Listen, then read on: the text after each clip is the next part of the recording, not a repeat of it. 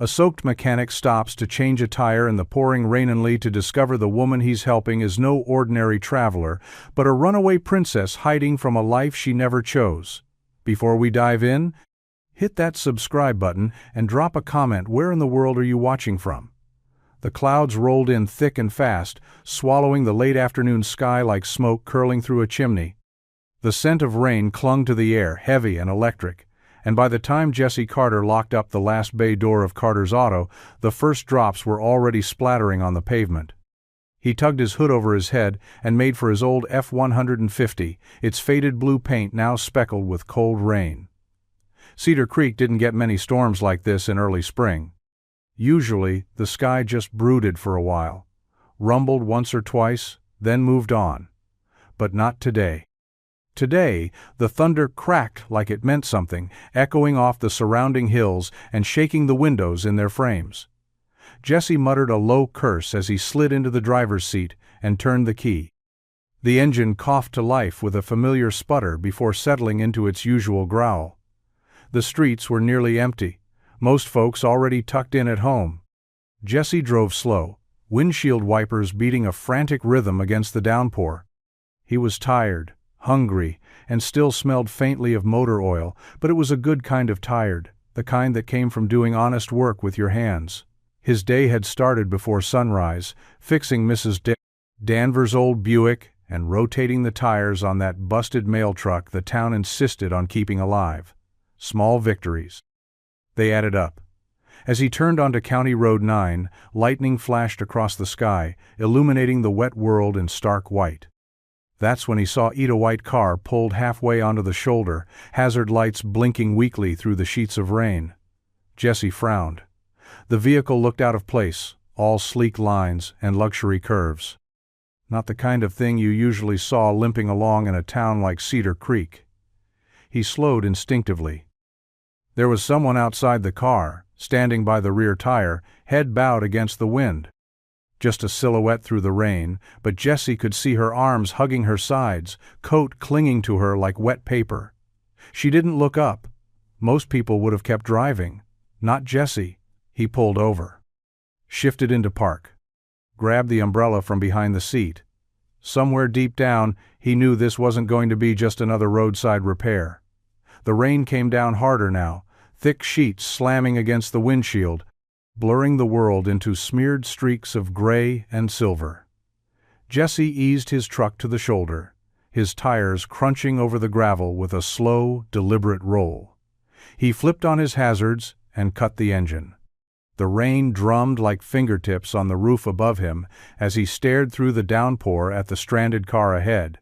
It was definitely high-end. Sleek and low to the ground, the kind of car that looked like it belonged in a showroom or on a coastal highway, not on the back roads of Cedar Creek. The rear tire sagged, flat and useless, the rim almost kissing the asphalt. Water pooled around it, threatening to swallow the tire whole. Jesse grabbed his old jacket from the passenger seat and shrugged it on. It was already half soaked from earlier, and the zipper caught halfway up like it always did. He didn't bother with the umbrella this time. What was the point? He'd be drenched in seconds anyway. The cold rain hit him like a slap the moment he stepped out, cutting through denim and cotton, creeping past his collar. He squinted against it and walked toward the car. She hadn't heard him yet. The woman stood with her back to him, hood pulled up, arms still folded tight across her chest. Her posture was tense, more frustration than fear, but Jesse approached slowly all the same. "Hey!" he called out, raising his voice over the storm. "Flat tire?" She turned quickly. For a second, their eyes met through the rain. Even under the hood, her face struck him sharp cheekbones, eyes too alert to be careless. She blinked once, caught off guard. Then nodded. "Yeah," she said. Her voice was low, smooth, and clipped with an accent he couldn't quite place. "I hit something. I didn't see it until it was too late." "Mind if I take a look?" Jesse asked, already stepping closer. She hesitated, then nodded again. He crouched by the wheel, rain soaking through his jeans as he examined the tire. Definitely shredded. No patch job was going to save it. "I can put your spare on," he said, standing. "You got one in the trunk?" "I think so," she said, brushing wet strands of hair from her face. "But I've never used it." Jesse offered a faint smile. "That's what I'm here for," and without another word, he headed for the trunk, wondering just who exactly this woman was, why someone like her was driving alone through his nowhere town in the middle of a storm. She stood like a painting still, striking, and just a little out of place. The rain poured around her, soaking her long trench coat until it clung to her frame like it had been painted on. Dark hair, plastered to her cheeks and neck, slipped from beneath her hood, and her boot-shy-end leather, not built for gravel, were already caked in mud. But despite the misery of it all, there was a certain grace to her, the kind that didn't come from effort but from something deeper. Something bred, not taught. Jesse hoisted the spare from the trunk and glanced at her as she stood off to the side, arms crossed tightly, trying to stay warm. Most people looked small in the rain, shivering and miserable. But not her. Even dripping wet, she held herself with a kind of quiet composure that didn't match the situation. "You okay?" he asked, setting the tire down beside the flat. She nodded, though her expression was unreadable. "Just wet," she said, voice calm but clipped. He chuckled under his breath, crouching again to get started. "Yeah, we're both that now." As he worked, he kept half an eye on her. Something didn't add up. She didn't flinch when the wind whipped her coat open, didn't complain about the cold, didn't fumble for her phone or pace nervously like most stranded drivers would. She just watched. Quiet. Measured. "What brings you through Cedar Creek?" Jesse asked casually, wrenching the lug nuts loose one by one. "Just passing through," she replied. Her tone made it clear she didn't want to say more, and Jesse didn't push. Still, that answer felt like a lie. People didn't just pass through Cedar Creek. There wasn't much to see unless you were lost or running from something. He swapped the tire and practiced motions, water dripping from his sleeves, the metal cold and slick under his fingers. The whole job took maybe 10 minutes, but it felt longer with her standing there, silent and still, like a question he couldn't quite figure out. When he finished, he stood and wiped his hands on a rag from his jacket pocket. "You're good to go." She looked at him, then really looked, and for just a second something flickered in her eyes. Gratitude, maybe? Or regret. "Thank you," she said softly. Jesse nodded. "Drive safe." She hesitated, then gave a small nod and walked back toward the driver's side, water splashing under her boots. Jesse watched her go, the rain falling harder now, his breath rising in the cold air. Something about her didn't sit right. And he had the strangest feeling this wasn't the last he'd see of her. Jesse tightened the last lug nut and gave the spare tire a firm tug to make sure it was secure.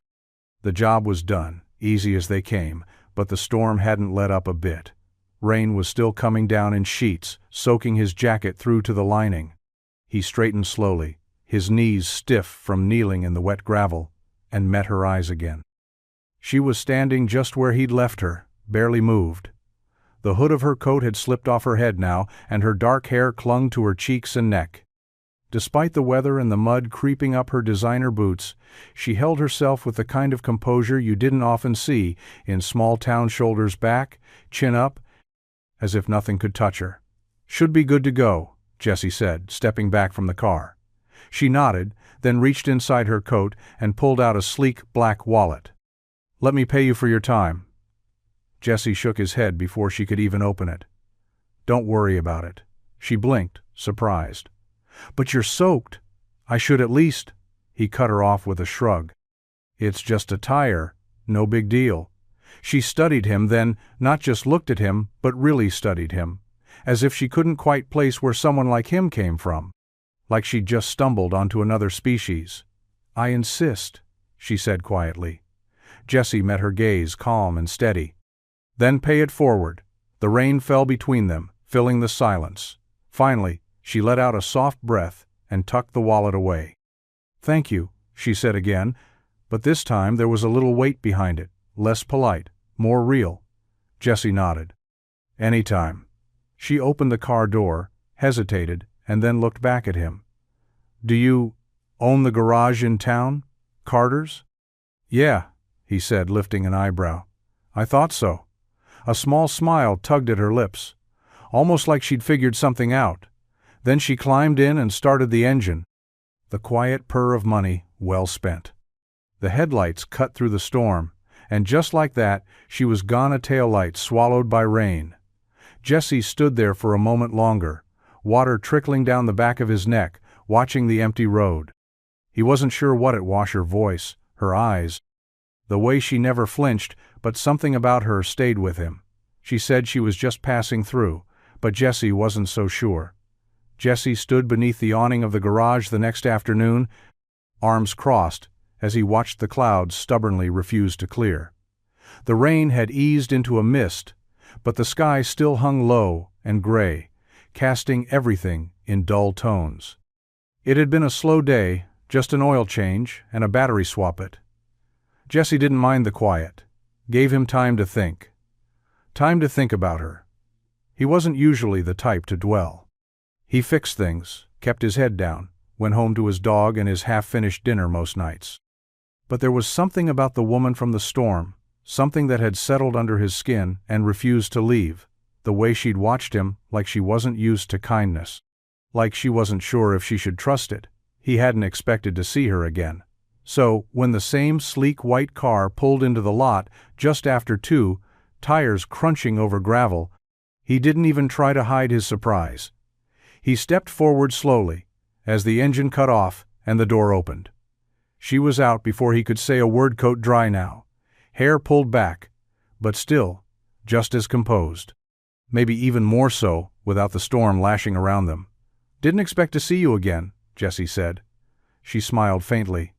I figured you might say that. Car giving you trouble? No, she said, tucking her hands into her coat pockets. I just wanted to say thank you, properly. Jesse tilted his head. I thought we settled that. I know, she said, eyes meeting his, but I didn't introduce myself yesterday. That was rude of me. He raised an eyebrow. Not really. She hesitated, then extended a hand. Elle. He shook it. Her fingers were warm, firm. Jesse. I remember, she said, with a soft smile. Carter's Auto. They stood there a moment longer, an easy quiet stretching between them. Then she glanced at her watch, something flickering in her expression, urgency maybe, or hesitation. Well, she said, stepping back toward her car, I should go. Just wanted to say, thank you.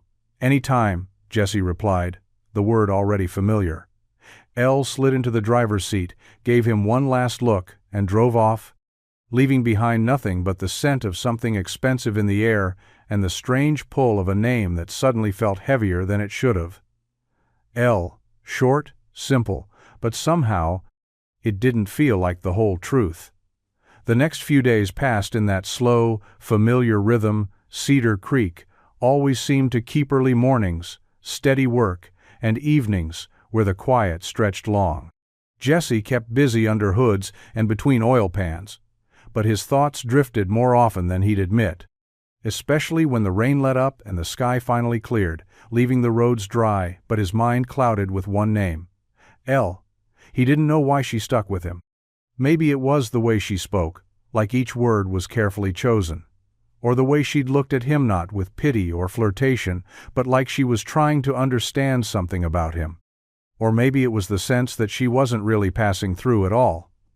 Late Wednesday morning, while Jesse was bent under the hood of a rusted-out Ford, his buddy Rick sauntered into the garage, a half-eaten cinnamon roll in one hand and town gossip practically spilling from his mouth. You hear about the woman at the inn? Rick asked, brushing crumbs off his shirt as he leaned against the workbench. Jesse didn't look up. What woman? Tall, dark hair, real proper, Rick said, grinning like he'd stumbled into a good story. Checked into Daisy's place Sunday night, hasn't said much since. Been asking around, though. About the town, the people, like she's doing research or something. Jesse's hands paused for half a second before moving again. She paying with cash? He asked casually. Yeah, crisp bills too. Like right out of the mint. Foreign, I think. Daisy said it felt like something out of a movie. Jesse finally looked up. What's she asking about? Rick shrugged. Just questions. Who owns what? How the town works? Where people go? Said she's a writer or a travel blogger or something. But Daisy says she doesn't carry a laptop, just a little notebook she never lets out of her sight. Jesse wiped his hands on a rag and leaned back against the car, pretending to mull it over. She got a name? Rick grinned. L. Just L. No last name. Fancy, right? Jesse didn't smile. He stared out at the road, heart ticking just a little faster. She hadn't just disappeared. She was still here, watching, asking questions. And suddenly, he wasn't sure if that should comfort him or worry him. The bell above the library door gave its usual soft jingle as Jesse stepped inside, brushing a few stubborn raindrops from his jacket. He hadn't planned to stop by. Was supposed to be a quick detour to drop off the car manual he'd borrowed for an old Dodge he was patching together. But something about the quiet always pulled him in. The smell of paper and dust, the hushed whispers of pages turning it, was one of the few places in Cedar Creek where time seemed to slow even more than usual. He handed the manual to Mrs. Abernathy at the front desk with a polite nod, then wandered toward the back shelves, more out of habit than intent. That's when he saw her. L. She stood by the large window near the nonfiction section, bathed in late morning light that filtered through streaked glass. She wasn't wearing the sleek coat or those expensive boots this time. Today, she looked like any other town local fitted jeans, worn sneakers, and a gray sweater with the sleeves pushed to her elbows. Her hair was tied up, messy in a way that looked unintentional but somehow perfect, and she was reading. Not skimming or pretending, but genuinely absorbed eyes tracing each line, one hand lightly gripping the edge of the page, as if the book might float away. Jesse stayed back, half hidden between shelves, telling himself he was just observing, that he'd only pause a second, then move on. But he didn't. There was something in the way she furrowed her brow at whatever she was reading, then scribbled a note in a small leather notebook tucked under her arm. A flicker of intensity. Focus. Like she wasn't just passing time, she was searching for something. After a moment, Elle closed the book, placed it back neatly, and turned. Her eyes swept the room casual until they landed on him. For a second, neither of them moved. Then, she smiled. Not a surprised smile, not the polite kind reserved for strangers, but something softer, like she'd expected to see him eventually. "Jesse," she said as she walked over, tucking the notebook under her arm. "I thought that was you." He raised an eyebrow. "Didn't figure you for the library type." "Didn't figure you for the spying type," she said lightly. He almost smiled. "Touché." Elle tilted her head. "You always this quiet, or is it just around me?" "Just trying to figure you out," he said plainly. Her smile faltered, just slightly. "Let me know if you do." And then she stepped past him, heels tapping softly on the wooden floor, and disappeared down the next aisle, leaving Jesse standing there. Heart steady, but his thoughts tangled like a reel of wire he couldn't unwind. The coffee shop on Main was a converted old post office mall, drafty and held together by charm and mismatched furniture. It wasn't much, but the coffee was strong and the cinnamon scones sold out before noon most days. Jesse didn't usually linger there, not when there was work to be done, but when Elle asked half-smile, head tilted, eyes curious, couldn't come up with a reason to say no. They sat by the window, two mugs steaming between them, the soft hum of conversation and clinking cups filling the space around their silence. Outside, Cedar Creek drifted along in its usual slow rhythm pickups, parked crooked along the curb, teenagers loitering near the general store, and the faint sound of someone tuning a guitar down the block. Elle took a sip, then set her cup down, fingers tracing the rim absently. "You've lived here all your life?" she asked. Jesse nodded. "Born a few blocks that way. My dad opened the garage before I could walk. I just stuck around." "Never wanted to leave?" she asked, voice light but probing. He leaned back in his chair, eyes narrowing slightly. "I used to. Thought I'd head west, maybe open a shop somewhere near the mountains. But life happens. Things shift." Elle nodded, like she understood, though he couldn't imagine she'd ever been trapped by money or responsibility the way he had. Still, she didn't push. Not yet. You seem... She paused, searching for the word. Free. He let out a quiet laugh. Free? That's a new one. You own your time, she said. You fix things with your hands. You don't answer to anyone. Jessie raised an eyebrow. I answer to busted engines and brake lines. And half the town owes me tabbed work I'll never see a dime for. But you choose to stay, she countered. That's freedom, isn't it? He studied her for a moment. You asking me these questions for you, or for a story you're writing? Elle's gaze met his, unwavering. Does it matter? Maybe it did. Maybe it didn't. But as their fingers brushed when reaching for their mugs, something passed between them, quick, unspoken, but impossible to ignore. Freedom. Jessie wasn't sure he had it. But she? She looked like she'd never known what it felt like. The Saturday farmers market was in full swing by mid-morning, with rows of pop-up tents lining Main Street and the warm scent of kettle corn drifting on the breeze. It was one of Cedar Creek's better day sunny, with just enough chill in the air to remind everyone fall was coming. Jessie wandered between booths with a cup of black coffee in hand, keeping an eye out for brake pads on sale and grabbing the occasional apple fritter. He wasn't expecting to see Elle, but there she was, standing by a stall selling honey and homemade soaps, dressed in faded jeans and a flannel shirt that didn't look like it had ever seen a royal closet. She was holding a jar of lavender scrub in one hand, turning it slowly under the light, her brow furrowed in that same thoughtful way he'd seen back in the library. He hesitated a moment, then walked over. Didn't think you were the farmer's market type, Jessie said. She looked up and smiled, that same soft curve of her lips that always seemed just a little guarded. I'm full of surprises. Clearly, he said. Didn't peg you for the lavender, sugar, scrub kind either. It's for a gift, she said smoothly. Then, with a small laugh, she added, though I've never seen such charming, provincial offerings. The words hung in the air a beat too long. Provincial. It was just one word. But it carried weight, polished, precise, not something locals used in casual talk. And the way she said it, just a bit too clipped, a little too elegant, didn't quite fit the version of herself she'd been wearing like borrowed clothes. Jessie caught it. So did someone else. Oh, you're not from around here, are you? Came a voice from behind the stall. Mrs. Keller, the vendor, leaned forward slightly, squinting at Elle like she'd just remembered seeing her on a magazine cover. Where's that accent from, honey? Europe somewhere? Elle froze for the briefest second. Then she smiled, effortless and smooth. I moved around a lot growing up.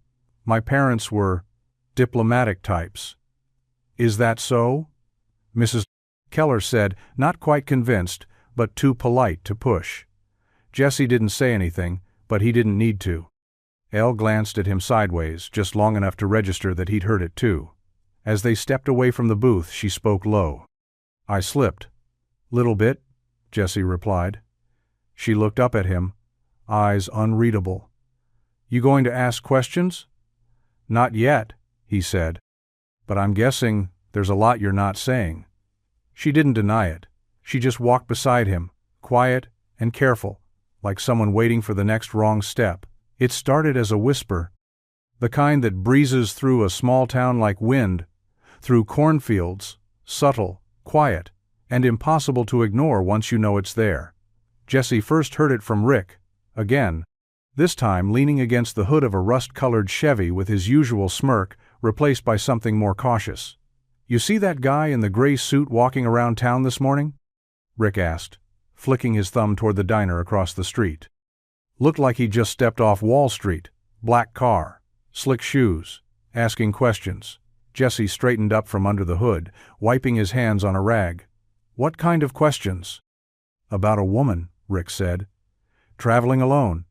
Mid to late 20s. Dark hair. Real specific like. Said she might be new to town. Quiet, private. Jessie's jaw clenched almost imperceptibly. Did he say who he was? Nope, Rick said. Didn't give a name, just flashed some ID real quick. Could have been government, could have been fake, who knows. But he gave Marla at the diner the creeps, I'll tell you that much. Jesse said nothing, but his mind was already racing. He hadn't seen Elle since the market. She'd gone quiet again. No calls, no messages, no random pop-ups at the garage or library. And now this. He finished up the Chevy, but he wasn't focused. His hands moved automatically, tightening bolts and checking levels, but his head was miles away. Later that afternoon, he swung by the diner for a late coffee. Marla met him at the counter, lowering her voice as she poured him a fresh cup. He was polite, she said, answering the question before Jesse even asked it. But not friendly. The kind of man who watches everything but smiles at nothing. Jesse nodded slowly. Marla leaned closer. You don't think he's looking for that girl, do you? The pretty one who came through during the storm? Jesse didn't answer. Just stared down at the dark swirl of coffee in his cup. He had a feeling the quiet spell in Cedar Creek was ending. And somewhere out there, Elle was being hunted whether she knew it yet or not. It happened by accident. Jesse wasn't the snooping type. He'd been raised better than that small-town manners, and all but when Elle rushed out of the garage that afternoon, purse slipping off her shoulder, scattering its contents across the concrete floor like spilled secrets. He didn't think. He just moved to help. "Wait!" she said sharply, already crouching, hands fumbling for the scattered items. A compact mirror, a silver pen, a worn leather notebook with a ribbon tied tightly around it, a few loose bills, and a slim navy blue booklet that slid just under his boot before he noticed. Jesse bent and picked it up before she could. The weight of it was nothing. The meaning, thou everything. A gold crest embossed across the front shimmered in the light. Not American, not familiar. He turned it slightly and saw the lettering. Kingdom of Morania. Diplomatic passport. Then the name below the emblem caught his eye. Eleonora Isabella Celeste du Marais. His chest tightened. Elle, not just Elle. Princess Eleonore. Elle snatched the passport from his hand. Faster than he'd seen her move before. That's private. He didn't say anything at first. Just stared at her, the pieces clicking together in rapid succession, the voice, the elegance, the way she never quite flinched even when the world spun sideways. He knew now why her words were so careful, why her eyes always seemed to scan the edges of every room. "Morania?" he finally said, his voice low. "That's real, right? A country?" She closed her eyes for half a second. "Yes, it's small, coastal, south of France. And you're not just visiting."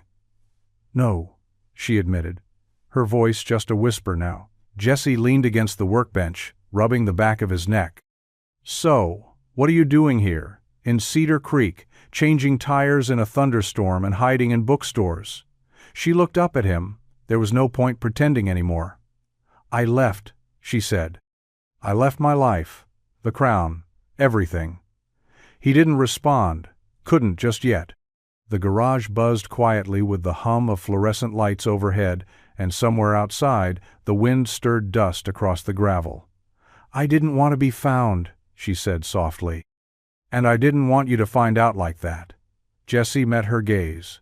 Too late. Jesse closed the garage door behind them, the metal slamming shut with a finality that echoed louder than either of them expected. The rain had returned, tapping against the high windows like impatient fingers.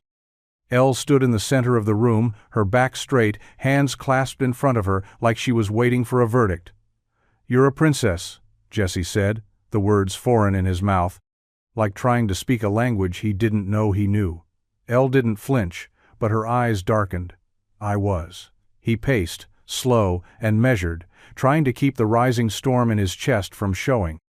"You told me you were just passing through. No last name, no story, just Elle." "I didn't lie about everything," she said quietly. Jesse turned toward her. "You lied about who you are." "I hid who I was," she corrected. "That's not the same." "It is when people are looking for you," he shot back. "There's a man in a suit walking around town, asking questions, flashing badges. You think that doesn't put people at risk?" "I didn't ask for help," she said, lifting her chin. "No, you just stood in the rain looking lost and let someone else do the saving," Jesse said. His tone wasn't cruel, but it was firm. He'd had enough of guessing at half-truths. Elle's shoulders sank, the fight draining from her. She moved to sit on the worn stool near the workbench, folding her hands in her lap. When she spoke again, her voice had softened. "I was supposed to marry a man I barely knew. A political alliance good for the country, good for the crown, but not for me." Jesse didn't speak. He leaned against the tool chest, arms crossed. "I tried to negotiate, to push back. I was told it wasn't my role to have opinions," she said. "So I left. I booked a flight, picked a place on the map that didn't look like a headline, and I ran." Her voice cracked, just slightly. "I didn't mean to drag anyone into it," she added, meeting his eyes. "I just wanted space, quiet, a place where I wasn't Her Royal Highness, just someone who could breathe." Jesse studied her, the weight of her words sinking in. "You should have told me. I was afraid you'd treat me different," he exhaled. Too late for that, too. But even as he said it, some small part of him didn't want to walk away. Not yet. The rain had softened into a mist by the time Jesse poured 2 mugs of coffee from the garage's old drip machine. The taste was a little burnt, like always, but it gave his hands something to do, something steady. He handed a cup to Elle, who took it with a quiet, "Thank you," and wrapped both hands around it like she needed the warmth more than the caffeine. They sat in the back office, a cluttered space full of faded calendars, oil-stained receipts, and the smell of rubber and rust. Outside, the world was gray and wet, but inside, something fragile had settled between them, truth, finally bare. "So," Jesse said, voice low but level, "why Cedar Creek?" Elle glanced up, her eyes tired but clear. "Because I didn't know where else to go." He raised a brow, waiting. "I closed my eyes and pointed," she said, with a faint, almost embarrassed smile. "On a map. It could have been any small town in America. I just wanted somewhere no one would look." She paused, then took a sip of the bitter coffee. "I needed to disappear. Not forever, just long enough to remember what it felt like to be ordinary, to talk to someone who didn't already know who I was, to buy a coffee without being followed, to sit in a library and read because I wanted to, not because it was on a schedule prepared by an advisor."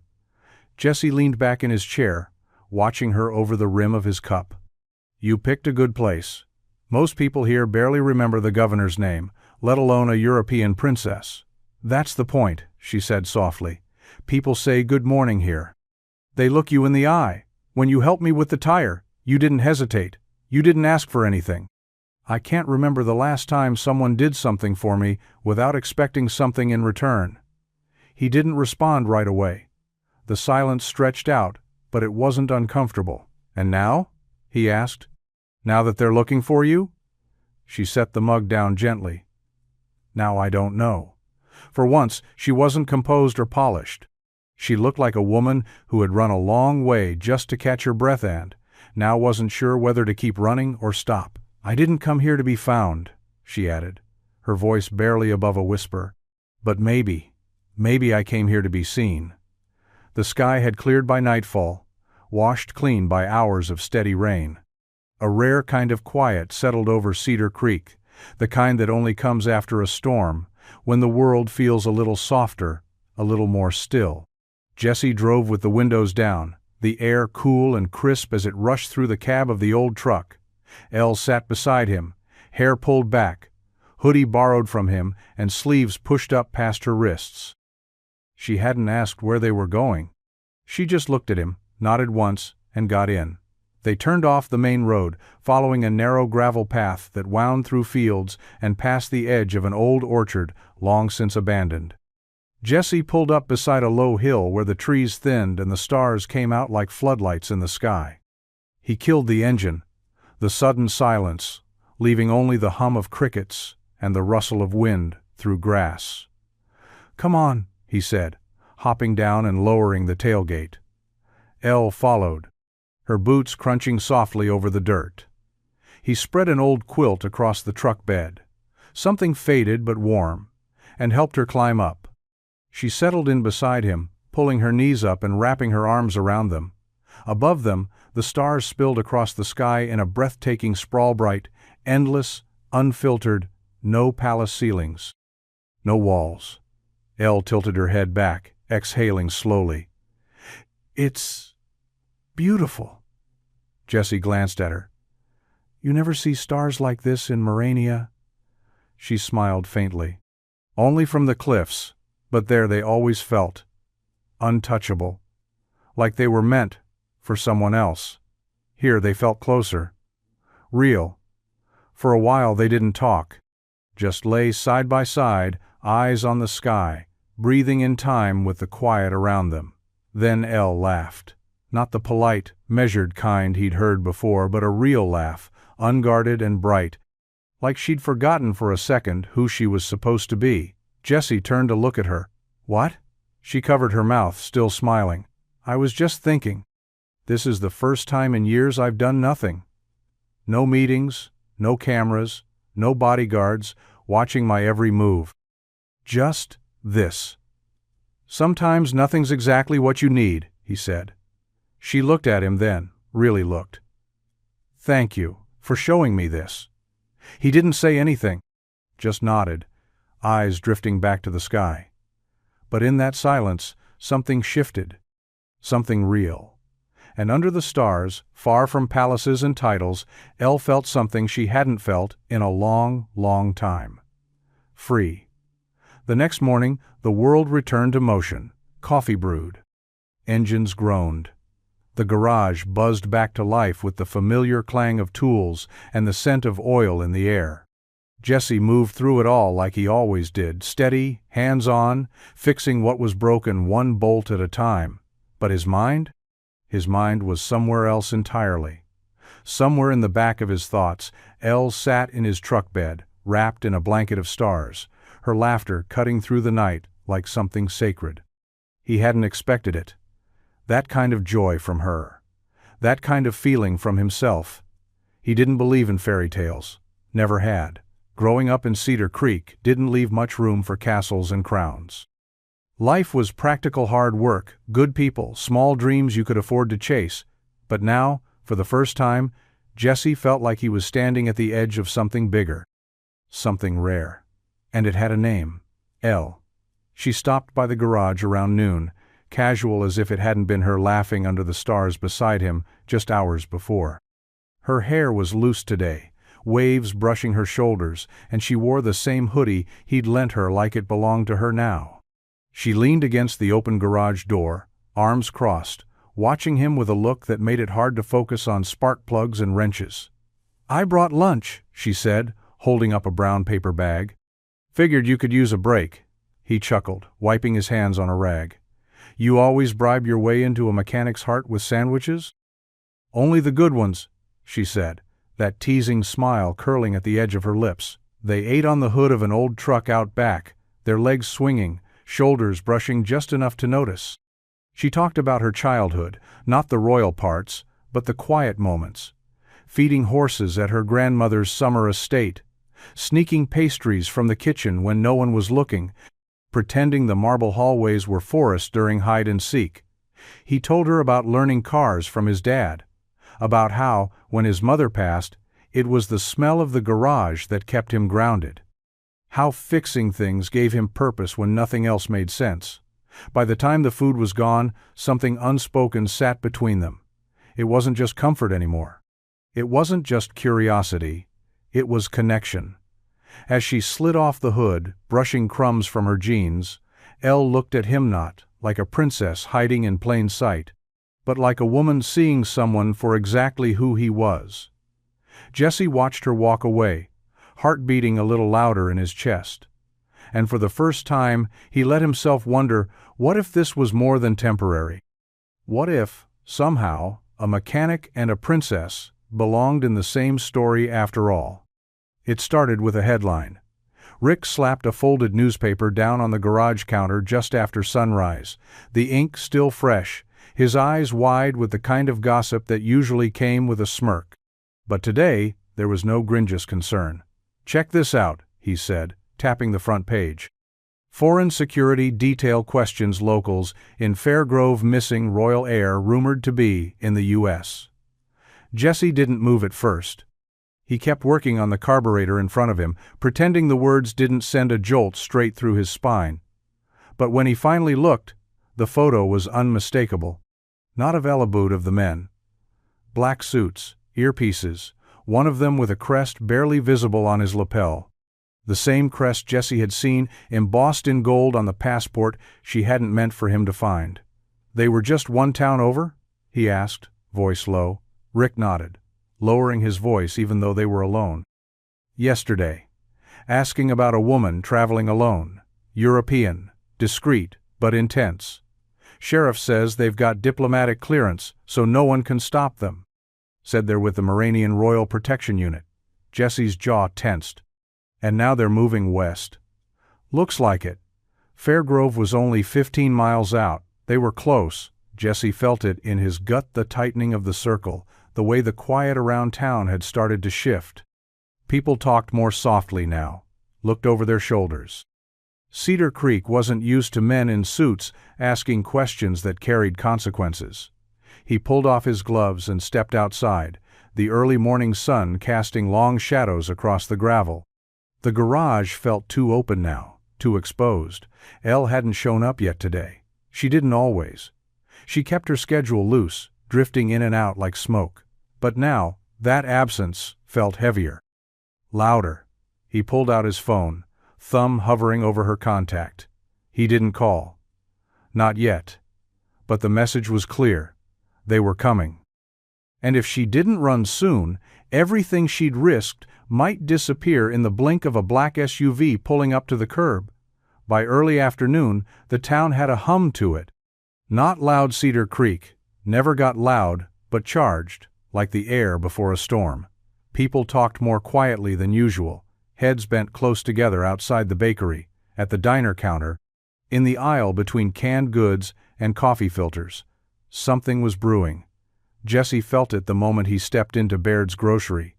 The usual smiles were replaced with sideways glances. He grabbed a loaf of bread and 2 cans of chili, but it wasn't until he reached the back corner, near the register, that he saw the trouble forming. Elle stood in front of the magazine rack, thumbing through a local events calendar. Her hoodie was up, shielding most of her face. But not all of it. Mrs. Hargrave, the owner's sister, was standing nearby with a stack of tabloid magazines in hand. She was known for 3 Thingshire pound cake, her porch gossip, and her perfect recall of anyone who'd ever appeared in a fashion spread. She tilted her head slightly, squinting toward Elle. "Now wait a minute," she muttered. "You look just like Elle froze." Jesse stepped in fast. "Hey," he said, his voice louder than usual. "I've been looking for you."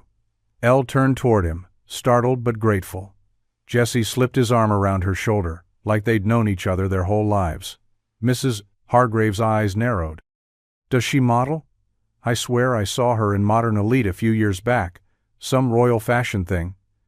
Elle gave a soft, practiced laugh. "I get that a lot," but Jesse could feel the tension in her shoulders. Rigid, bracing. "She's from out of state," he added smoothly. "Helping me with some bookkeeping. Definitely not royalty unless you count wrangling my invoices as a noble cause." That earned a laugh from the cashier, and Mrs. Hargrave didn't push further. But her eyes lingered as they walked out, suspicion still churning just beneath her powdered smile. Outside, Jesse let go of her and exhaled. That was close. Elle looked up at him, eyes wide but steady.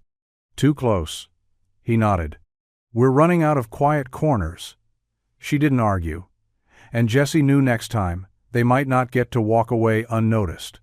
The sky was dark by the time Jesse closed the garage for the night, the neon "open" sign flickering off with a faint buzz. He locked the door, pocketed the keys, and turned to find Elle already waiting beside his truck. She hadn't said much since the grocery store incident, but her silence had weight now, like she was choosing every breath, every glance, with care. "Come inside." he said gently. They walked through the garage and into the back office, where the single lamp cast a warm glow across the cluttered desk and cracked leather couch. Jesse pulled a duffel bag from beneath the counter, a plain, weathered thing he'd used for fishing trips and emergency tool runs. He unzipped it and set it on the desk. She stared at it. "What's that?" "A start," he said. "Clothes, food, cash." Elle's brow furrowed. "You packed this for me?" "I don't think you've got much time," Jesse said. His voice was low, but there was urgency behind it now.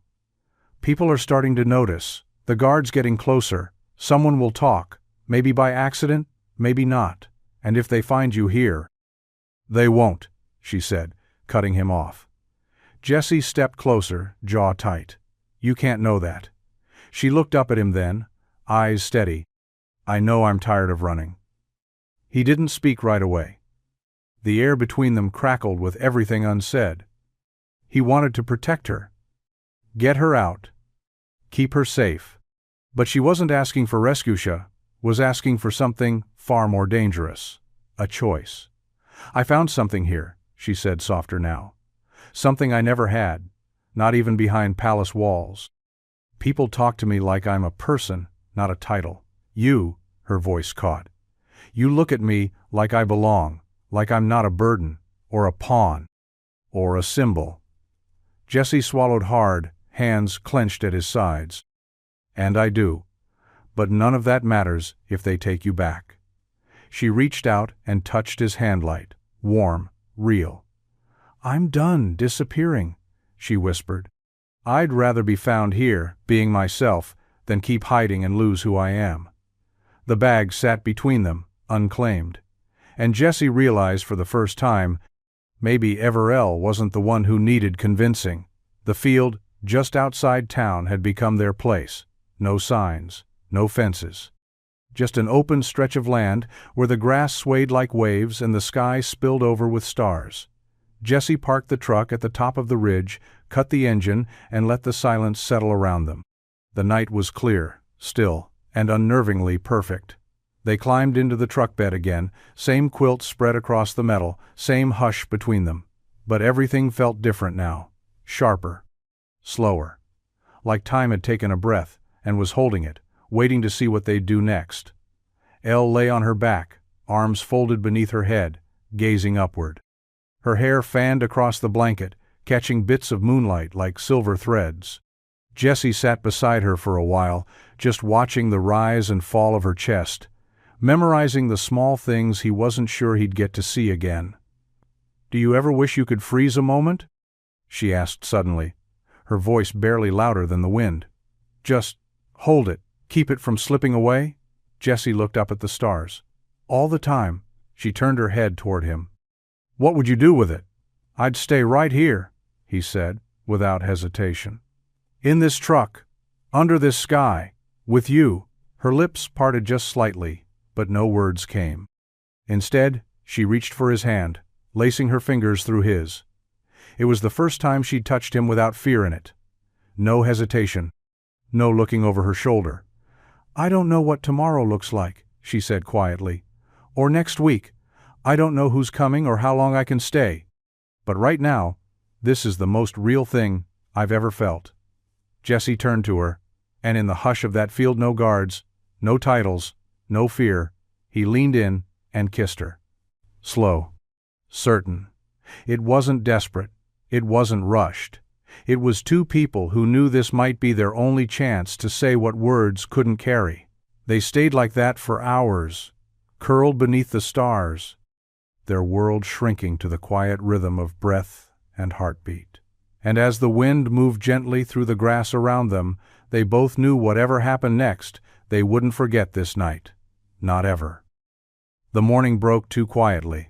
The sun crept over the hills with that soft golden glow Cedar Creek was known for, casting long shadows across Main Street and warming up the dewy pavement.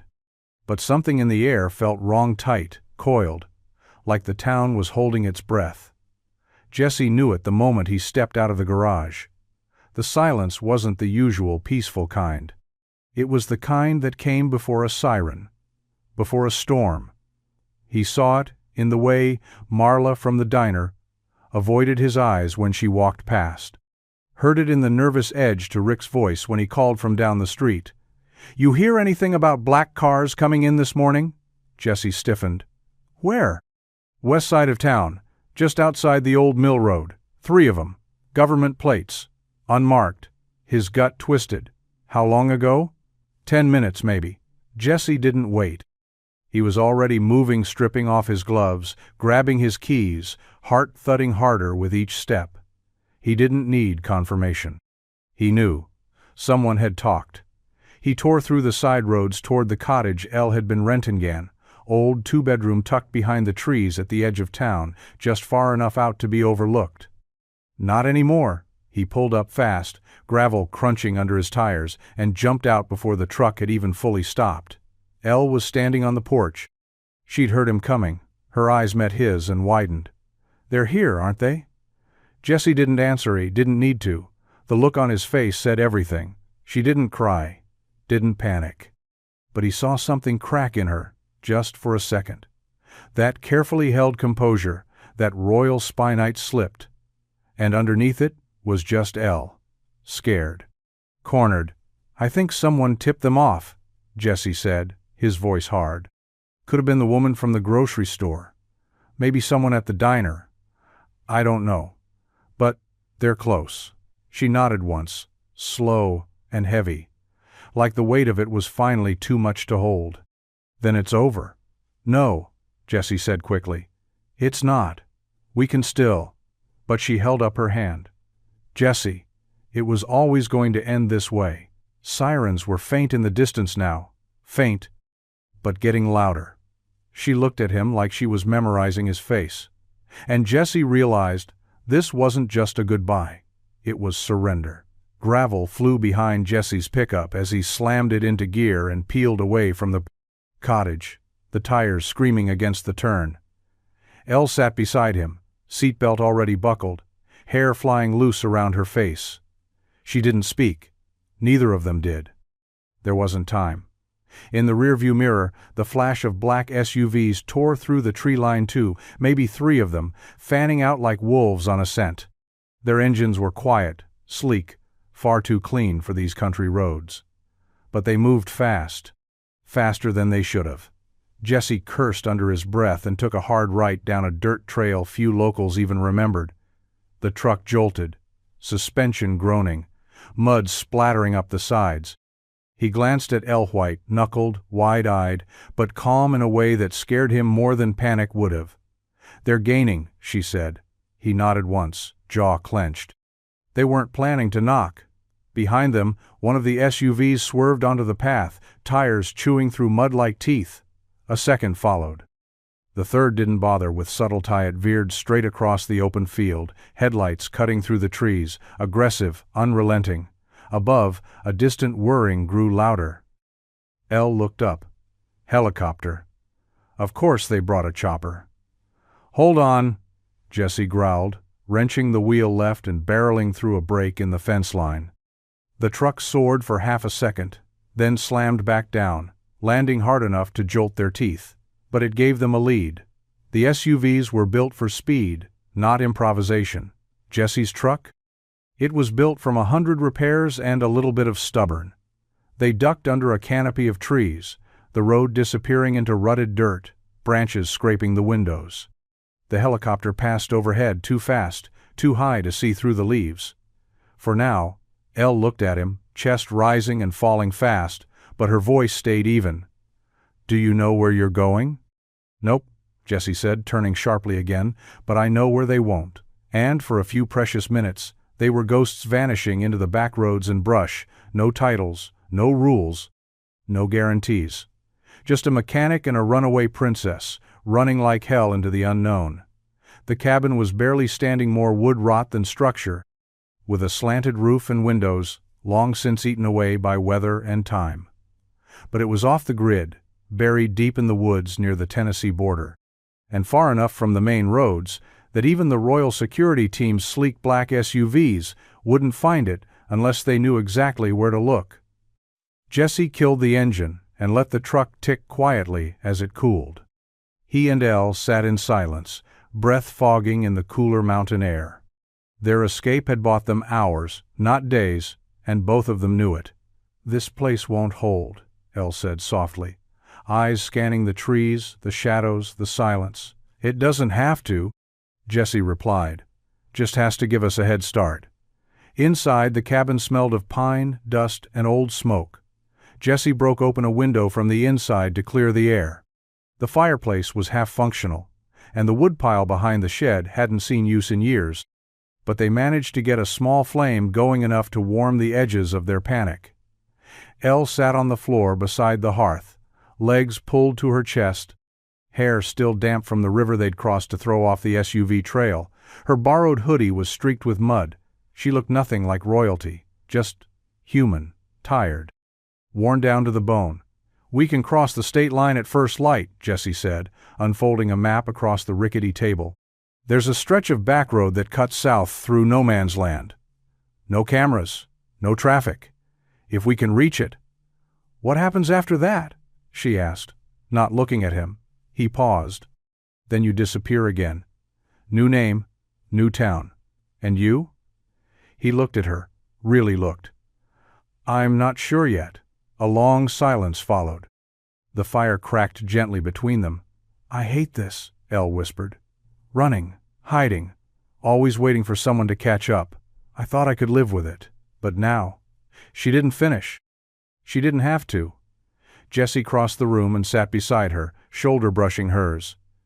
"You're not alone anymore," he said. And for a while, they just sat there, two people, caught in a moment between freedom and fear, holding on to the flicker of something that still felt like hope. The fire had burned down to glowing embers by the time Elle spoke again, her voice barely louder than the hush of the wind slipping through the cracks in the cabin walls. "I'm not scared of them finding me," she said, her knees drawn to her chest, gaze fixed on the last flicker of flame. "I'm scared of what happens when they do." Jesse looked up from the map spread across his lap. The cabin was quiet, save for the occasional groan of shifting wood, the forest whispering just beyond the walls. He'd known the words were coming, felt them building in her like pressure behind glass. But still, hearing them out loud changed the air in the room. "I'm not afraid of prison," Elle continued, her voice tightening. "I'm not even afraid of dying.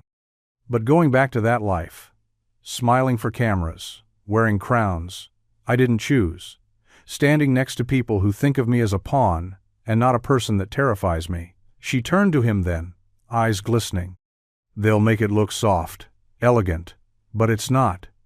It's a cage, Jesse, with velvet bars and gold-plated locks. And once I'm inside again, they won't let me out." He moved toward her slowly, sitting beside her on the worn floorboards. The heat from the fire had faded, but her pain radiated like something alive. "You ever try to tell them that?" he asked gently. "I tried," she said, a tear sliding down her cheek. "I begged. They told me duty comes first, that it's my place, that thousands of people are depending on me being what they need, not what I want." Jesse said nothing for a long moment. He just watched her. And when she finally looked at him, truly looked at him, something in her face crumbled. "I don't want to lose who I've found here," she whispered. "Not just this place, but me. I never knew I could laugh like I did that night in your truck, or feel safe, seen." He reached out and brushed his thumb across her cheek, catching the tear before it fell. "You don't have to go back to that cage," he said softly. "I might not have a choice." Jesse leaned in, forehead resting gently against hers. "Then we'll find another way." And in that moment, tangled in truth and tears, Elle let herself believe him. Even if only for one night. Dawn came too fast. The sky outside the cabin shifted from deep blue to the pale gray of morning, the kind of quiet light that made everything feel delicate, temporary. Jesse stood at the window, scanning the tree line for movement. He'd barely slept, this body too wired, his mind too full of everything that could go wrong. Elle was still on the floor near the cold hearth, wrapped in the quilt from the truck. Her eyes were open, fixed on the wood beams above, but her expression was far away. She hadn't cried again, not since the night before. But the quiet in her now felt heavier, like she'd already made a decision. He heard it first, the low rumble of tires on gravel. Then came the second sound, quieter, more surgical, boots. He turned sharply to the window, black SUVs. 3 of them, crawling up the dirt path like shadows. A 4th vehicle pulled in behind them, a van with diplomatic plates and a royal crest barely visible in the pale morning light. The Moranian Royal Guard. Professional, unforgiving. Jesse's heart hammered. "We've got to go. Out the back if we cut across the creek." And Elle sat up slowly. "No," he froze. "What?" "I'm not running anymore," she said softly, rising to her feet. "Not if it means dragging you down with me, Elle." She crossed the room in 2 quiet steps and placed her hand on his chest, grounding him. "They won't hurt me. Not if I go willingly. But if I run again, they'll make an example. And you'll be part of it. I don't care what they threaten. We can disappear." "No," she said, firmer now. "You've already risked everything just by helping me. If I run, I'll lose what little choice I still have left." A knock thundered against the cabin door. She looked at him, eyes full of everything she couldn't say. "This isn't forever."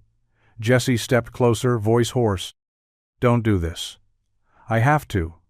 She leaned in and kissed him soft and slow, like sealing something in memory. Then she turned and opened the door. The guards moved quickly, surrounding her with quiet authority. She didn't resist. Didn't look back. Jesse stood frozen as the SUVs disappeared down the path, the dust settling long after they were gone. And just like that, the silence returned. But this time, it felt like loss.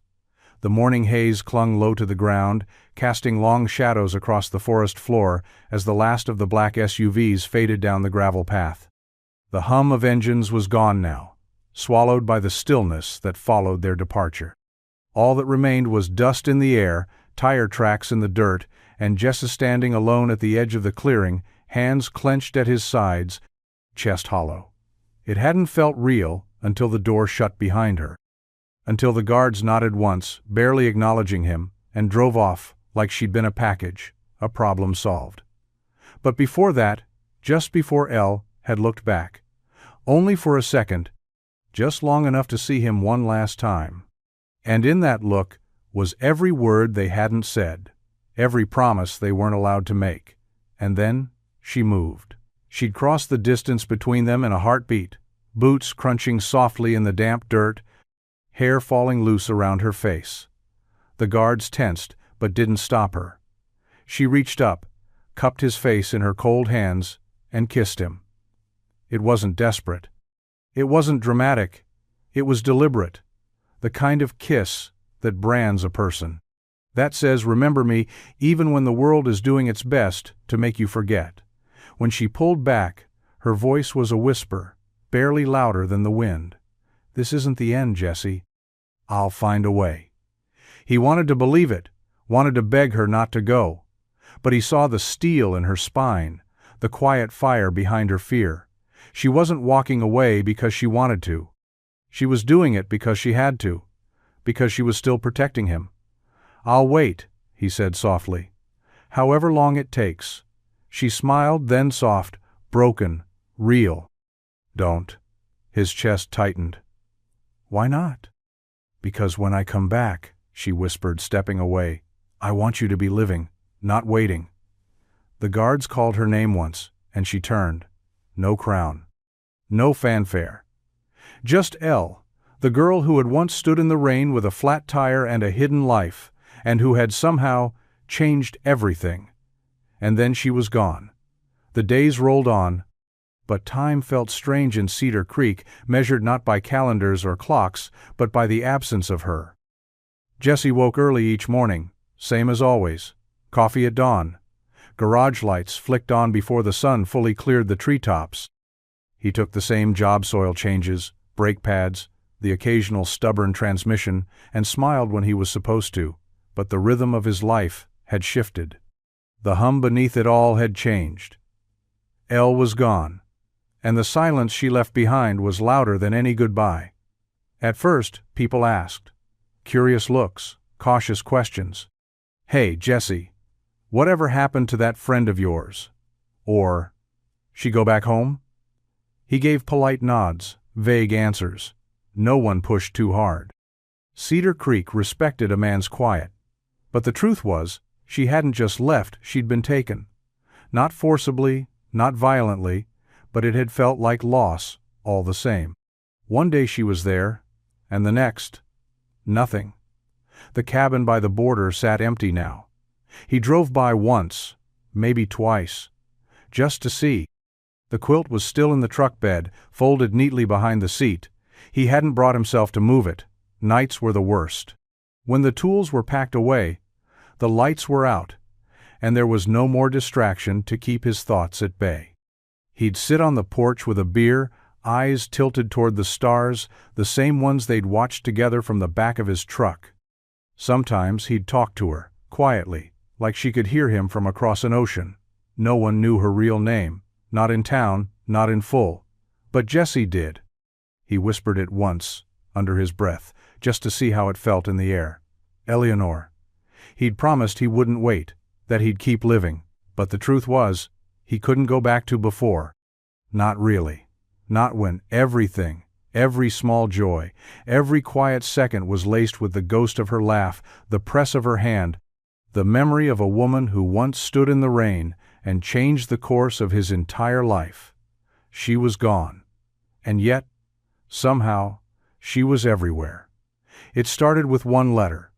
Late one night, after the garage had gone dark and the house was too quiet to bear, Jesse sat at the kitchen table with an old notebook and a pen that had nearly dried out.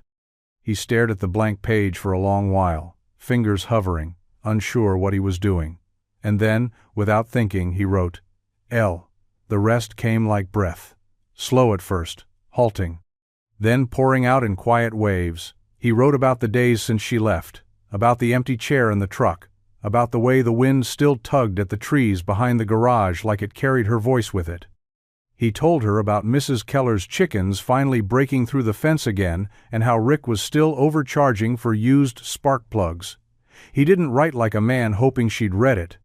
He wrote like a man who needed to speak just to remember the sound of her name. The next night, he wrote again. You'd laugh at how many people still ask about you. I tell them you moved on. I don't say where. Then another. Do you remember the stars?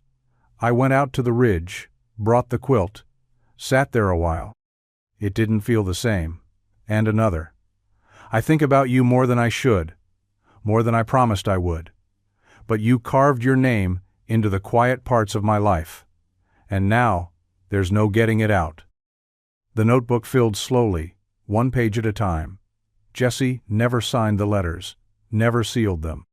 Just folded each one gently and slid it into a weathered envelope, stacking them in an old cigar box he kept under his bed. Some nights, he thought about mailing them just once, just in case. But to where? To a palace he'd never seen? A kingdom whose borders he still didn't understand? So instead, he kept writing. Because somewhere between grease-stained fingers and ink-streaked pages, it helped him feel like she wasn't so far away. Even if the letters never reached her, even if she never came back. Jesse wasn't much for morning news. He usually flipped straight past the channels full of noise and polished anchors heading for the weather or the local farm reports. But that morning, as he stood in line at the Cedar Creek feed, Supply, the grainy TV mounted above the register, caught his eye. A breaking banner flashed across the bottom of the screen. Crowned, Princess Eleanor ascends the throne of Morania amid political upheaval. His heart stopped. There she was framed in velvet and gold, standing on the marble steps of a palace he had only imagined.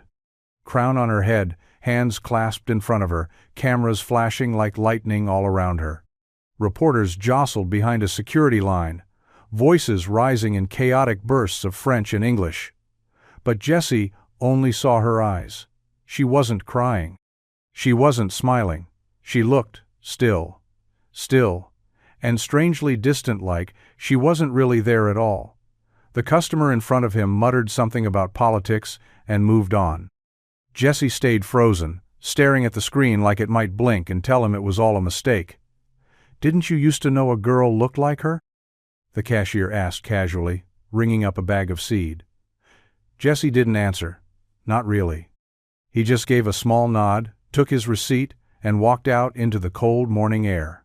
Back at the garage, he sat on the workbench, dust drifting in the morning light, heart too full to name. He pulled out the old cigar box and opened it slowly, flipping through the stack of unsent letterless words to her, written in the dark, folded with hope and silence. He didn't know what to feel. Pride? Anger? Loss? No, what he felt was something more complicated, something heavier. He'd always known she didn't belong here, not forever. He just hadn't expected the world to take her back so quickly. Still, even as he stared at her distant image on the screen, adorned in jewels and obligation, he saw something else buried in the stiffness of her posture and the silence behind her gaze, longing. And maybe, just maybe, a flicker of hope. The news broke 3 days after her coronation. Jesse was under the hood of a rusted-out Impala when Rick burst into the garage, waving a newspaper like it was on fire. "You better sit down," he said, breathless, eyes wide with disbelief. "She did it! She actually did it!" Jesse wiped his hands, brow furrowed. "What are you talking about?" Rick held up the front page. The headline took up half the space in bold block letters. "Queen Eleanor refuses royal marriage calls for parliamentary reform in televised speech."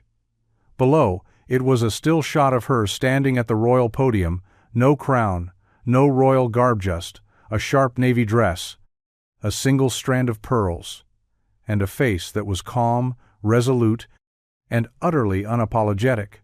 Jesse took the paper from Rick's hands and sat down on the nearest crate. He read every word. The story detailed a shocking address to the Moranian Parliament, where Queen Eleanor announced she would not proceed with the arranged marriage that had been orchestrated before her coronation, breaking a centuries-old tradition. She'd spoken of autonomy, of a nation that needed leadership shaped by vision, not bloodlines. She proposed revisions to royal succession, greater representation in government, and, for the first time, publicly questioned the monarchy's role in modern Morania. She didn't ask for permission. She declared it. And the world, stunned, divided, electric, was listening. Jesse's hands trembled slightly as he turned the page. There, in smaller print, was a quote from her speech. "A crown is not a cage, and tradition is not a life sentence. I will not marry for politics. I will not reign for appearances. I will lead for my people, and I will do it as myself." Rick whistled low. She's got steel in her spine, that one. Jesse folded the paper gently, the faintest smile touching his lips. She'd done it. Not just survived, but chosen her path, carved her name into history on her own terms. He didn't know what this meant for them, if there was still a them, but for the first time in weeks, he didn't feel helpless. She hadn't forgotten who she was, and maybe, just maybe, she hadn't forgotten him either. The rain came in hard that night, thick sheets hammering against the tin roof of the garage, wind howling like it was trying to tear the town loose. Jesse was locking up late, the shop empty except for the sound of thunder rumbling through the valley. He hadn't slept well in weeks. Too many thoughts. Too many memories folded between grease-stained tools and quiet nights under a starless sky. He flicked off the lights, pocketed his keys, and stepped into the storm. Lightning cracked above the hills as he jogged toward the small house behind the garage. He'd just reached the porch when he heard it. A knock. Soft. Quick. 2 beats. He froze. No one knocked this time of night. Not in weather like this. Slowly, Jessie stepped forward and opened the door. She stood there, soaked to the bone, hood down, hair plastered to her cheeks, rain streaming from her coat like it had followed her across an ocean. Her eyes were tired, wide, shining, but she was smiling, not the practiced smile from palace press photos. Not the guarded one she wore in coffee shops and late-night goodbyes. This was something else. Elle. She didn't say anything at first. Neither did he. Then, in a voice that shook just a little, she said, "I told you I'd find a way." Jesse just stared, heart pounding like it had waited for this moment, and wasn't quite sure it was real. "I thought," he swallowed. "I saw the headlines, the speech. I didn't know what came next." "I walked away," she said. "From the court, from the marriage, from the cage." She stepped forward, voice trembling now. "I left everything that wasn't mine. And I came back for what is." He didn't hesitate. He pulled her into his arms, rein and all, holding her like she might disappear if he blinked. She pressed her face into his shoulder, breathing him in like she'd missed the scent of oil and pine and the steady, grounding warmth of him. And for the first time since she left, the silence broke, not with words, but with the storm and her heartbeat, steady against his. The storm had faded by morning, leaving the world washed clean. Mist clung low to the fields, and the air smelled of damp earth and new beginnings. Jesse brewed coffee in the kitchen of the small house behind the garage, listening to the quiet hum of the old machine as the sun crept over the horizon. Elle sat at the table, wrapped in a flannel blanket, barefoot, hair still damp from the night before. No palace, no guards, no schedule. Just her, just Elle. She cradled the mug he handed her, fingers curled around the warmth, eyes on him like she still couldn't quite believe she was really here. He sat across from her, elbows on the table, studying her like he was afraid to blink and wake up alone again. "You didn't just leave," he said. "You walked away from a kingdom." She nodded slowly, sipping the coffee. "I did." He waited, and then, quietly, "How?" Elle exhaled, the steam from her mug curling in front of her lips. "The speech was only the beginning.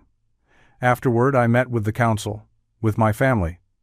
I told them I wouldn't be their figurehead, that I wouldn't be a face they used to keep the past alive." Her voice softened. "They didn't take it well. And the crown?" She looked at him then, eyes clear and certain. "I gave it to my cousin. He's better suited. He wants the life I never did. He understands the politics, the diplomacy, the theater of it. I made it official last week." Jesse leaned back, stunned. "You really cut ties." Elle gave a small, peaceful smile. "I didn't cut them. I untangled them." He let the words hang between them, thick with meaning. "No titles?" he asked. "No titles," she confirmed. "No palace, no rules, no arranged anything." She shook her head, a glimmer of mischief in her smile. "Just me, just us, if you'll have it." He didn't answer right away. Instead, he reached across the table and took her hand. "I already did," he said simply. And in the stillness that followed, with no crown between them and no walls to climb, they began again, not as royalty and rescuer, not as secrets and strangers, but as two people who had finally found what they were both searching for. Spring came early that year. The trees bloomed a little brighter, the air felt a little lighter, and Cedar Creek buzzed with the kind of small-town chatter that carried equal parts curiosity and approval. Everyone had their theories, of course, about the mysterious woman who returned without fanfare but with fire in her eyes, about how Jesse Carter, the quiet mechanic, suddenly seemed lighter. Like a man who'd been holding his breath for too long and had finally exhaled. The new sign went up on a Saturday morning, Royal Carter Auto, painted by hand. Lettered in deep navy blue with gold trim that shimmered just enough to hint at something special, something earned. Jesse stood back and admired it with a rag still in one hand and grease on his cheek. Elle stood beside him, arms crossed, a soft smudge of motor oil on the cuff of her sleeve. She smiled up at the sin knot because it was perfect, but because it wasn't. Because it belonged to them. "I still can't believe you let me put my name first," she teased, bumping her shoulder against his. "You outrank me," Jesse said, deadpan. "Technically." She laughed, a sound he never got tired of hearing. The garage had grown in quiet ways. One extra bay, a new coat of paint, plants in old tire rims, lining the front. Elle handled the books, the scheduling, the customer calls, things Jessie used to barely keep up with. But she also learned how to change oil, replace brake pads, and curse under her breath when a bolt refused to budge. She never asked for special treatment. Never needed it. Locals came by not just for the service, but to see them. To catch glimpses of the former queen turned small-town partner, wearing jeans and a ponytail, handing out invoices and wiping her hands on a shop towel like she'd been doing it her whole life. They weren't royalty anymore. But what they had was something better. Every evening, they closed up together. Jessie would flip the sign, Elle would sweep the floor, and sometimes just as the sun dipped behind the trees, they'd sit on the truck bed out back and watch the sky like they used to. No guards, no cameras, no fear. Just grease, grace, and the kind of love that doesn't ask for thrones, only a place to belong. And they had found it, right here.